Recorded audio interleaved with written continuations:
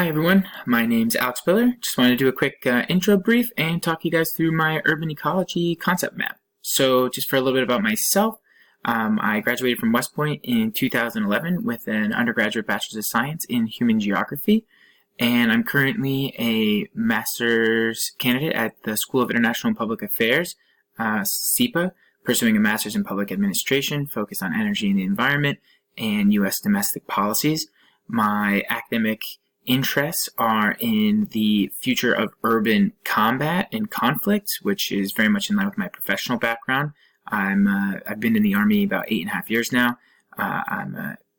My next job is I'll be joining the geography department at West Point as a junior faculty member. So that gives you a little bit about me. As far as my concept map, I have it here in front of you guys. So for the physical infrastructure, and that's I think where a lot of people start when they think of the urban space and urban nature. So you have your surface, your subsurface, and your supersurface, and that's very much like some Army vernacular. I think it's fairly straightforward. Try to give some examples of what that looks like. And then in the top right, natural ecosystem services. Again, I think a lot of people think of this when they think of what nature is, and obviously all of this applies when you're looking at the urban space, so I wanted to make sure that all of that was included: food supply, water cycle, waste management, things like this.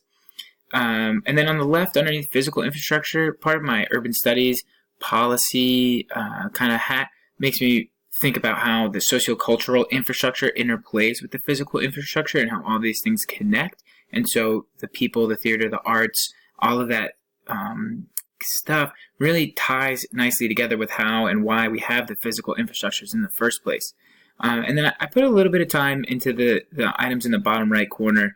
And for these, I think of it as saying urban nature can be defined or described as either balanced or chaotic. And I think you can kind of go both ways. In some ways, on the balanced side, you have this idea that there are flows and equilibriums for the inputs and outputs that go into a city, whether that's food and waste or energy, those sorts of things.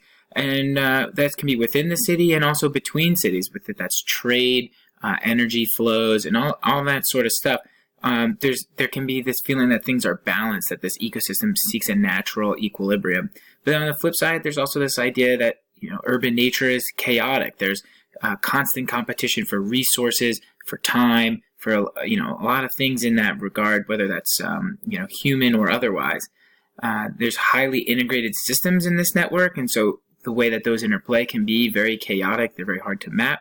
And finally, the last point on the home to current future challenges, population sizes in cities are getting bigger. Natural disasters can be disastrous as you look in what can happen in a city. Climate change and how the world is accumulating in these areas, that's a pretty big question for how urban nature is going to handle this. Finally, war, that obviously hits close to home for me and my personal interests, and really why I want to take the class is to understand how all of these things come together to affect kind of those last bullet points there at the end. Hopefully that wasn't too long, a little bit over 30 seconds or so, but hope you guys enjoyed and look forward to class. Bye.